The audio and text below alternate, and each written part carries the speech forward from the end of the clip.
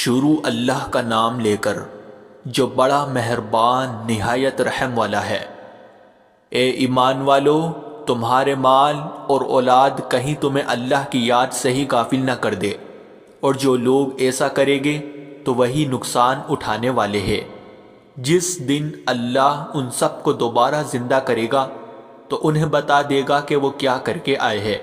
وہ خود تو بھول گئے لیکن اللہ کو سب یاد ہے۔ اے لوگو، اپنے رب سے ڈرو اور اس دن کا خوف کرو جس دن باپ اپنے بیٹے کے کسی کام نہ آئے گا اور نہ ہی بیٹا اپنے باپ کے کسی کام آ سکے گا۔ قیامت کے دن تم سے ضرور ہماری نعمتوں کے بارے میں پوچھا جائے گا کہ تم نے ان کا کیا حق ادا کیا۔ اے ایمان والو، اللہ کے حضور سچی توبہ کرو، یقین رکھو کہ تمہارا رب تمہارے گناہ معاف کر دے گا اور تمہیں ایسی جنتوں میں داخل کرے گا جن کے نیچے نہریں بہہ رہی ہوگی۔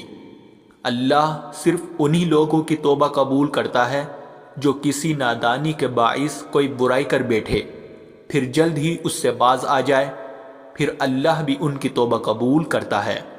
اللہ ہر بات کو خوب جاننے والا اور کمال حکمت والا ہے، مگر اللہ ایسے لوگوں کی توبہ ہرگز قبول نہیں کرتا جو برائیاں کرتے چلے جائے، حتیٰ کہ جب ان میں سے کسی کی موت کا وقت آ جائے تو کہے کہ میں اب توبہ کرتا ہوں۔ یقیناً جن لوگوں نے کہا کہ اللہ ہمارا رب ہے پھر اس پر ثابت قدم رہے تو انہیں نہ تو کوئی خوف ہوگا اور نہ ہی وہ غمگین ہوگے۔ جو اللہ سے ڈرتا ہے تو اللہ ضرور اس کے لیے مشکل سے نکلنے کا کوئی راستہ نکال دیتا ہے اور اس کو وہاں سے رزق دیتا ہے جہاں سے اس کو گمان بھی نہیں ہوتا۔ جو اللہ پر بھروسہ رکھے تو اللہ اس کے لیے کافی ہے، اور جو شخص خدا رحمان کے ذکر سے غافل ہو جاتا ہے ہم اس پر ایک شیطان مسلط کر دیتے ہیں جو اس کا ساتھی بن جاتا ہے۔ اس نے موت اور زندگی اس لیے پیدا کی تاکہ وہ تمہیں آزمائے کہ تم میں سے کون اچھے عمل کرتا ہے۔ اور جس دن جہنم سامنے لائی جائے گی اس دن انسان کو سب کچھ سمجھ آ جائے گا، مگر تب اس کے سمجھنے کا کیا فائدہ؟ اور اس شخص سے اچھی بات کس کی ہو سکتی ہے جو لوگوں کو اللہ کی طرف بلائے۔ جن لوگوں نے ہدایت کے بدلے گمراہی اور مغفرت کے بدلے عذاب کا سودا کیا ہے، کس چیز نے انہیں اتنا دلیر بنا دیا ہے کہ جہنم کا عذاب برداشت کرنے کے لیے تیار ہو گئے ہیں؟ یہ دنیاوی زندگی کی عیش و عشرت تو کھیل تماشے کے سوا کچھ نہیں، اور جو لوگ اللہ کی ناراضگی سے ڈرتے ہوئے زندگی گزارتے ہیں ان کے لیے آخرت کا گھر اس سے کہیں زیادہ بہتر ہے۔ تو کیا پھر بھی تم لوگ عقل سے کام نہیں لیتے؟ اے ایمان والو، تمہیں کیا ہو گیا ہے جب تم سے کہا جاتا ہے کہ اللہ کی راہ میں نکلو تو تم زمین سے چمٹ کر رہ جاتے ہو؟ کیا تم آخرت کے مقابلے میں دنیا کی زندگی پر راضی ہو گئے ہو؟ یاد رکھو، دنیا کی زندگی آخرت کے مقابلے میں بہت ہی تھوڑی سی ہے۔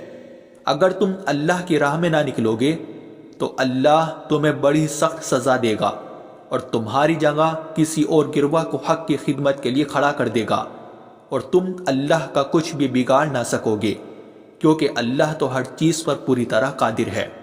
ہم نے تمہیں زمین میں اپنا خلیفہ بنایا ہے، لہٰذا تم لوگوں کے درمیان حق کے ساتھ فیصلہ کرو اور اپنی خواہشات نفس کی پیروی نہ کرو، ورنہ وہ تمہیں اللہ کے راستے سے بھٹکا دے گا۔ بڑی ہی عظیم ہے وہ ذات جس کے قبضے قدرت میں بادشاہی ہے اس پوری کائنات کی، اور وہ ہر چیز پر قادر ہے۔ جس نے زندگی اور موت کس لیے پیدا کیا تاکہ وہ تمہیں آزمائے کہ تم میں سے اچھے عمل کون کرتا ہے۔ تمہارے چاہنے سے کچھ نہیں ہوتا جب تک کہ اللہ نہ چاہے، بے شک وہ بڑا علم و حکمت والا ہے۔ جس کو چاہتا ہے اپنی رحمت میں داخل کرتا ہے، اور ظالموں کے لیے تو اس نے دردناک عذاب تیار کر رکھا ہے۔ اللہ جب کسی شخص کو ہدایت دینا چاہتا ہے تو اس کا سینہ اسلام کے لیے کھول دیتا ہے، اور جب کسی شخص کو اس کی ضد کی وجہ سے گمراہ کرنا چاہتا ہے تو اس کا سینہ اسلام کے لیے تنگ کر دیتا ہے۔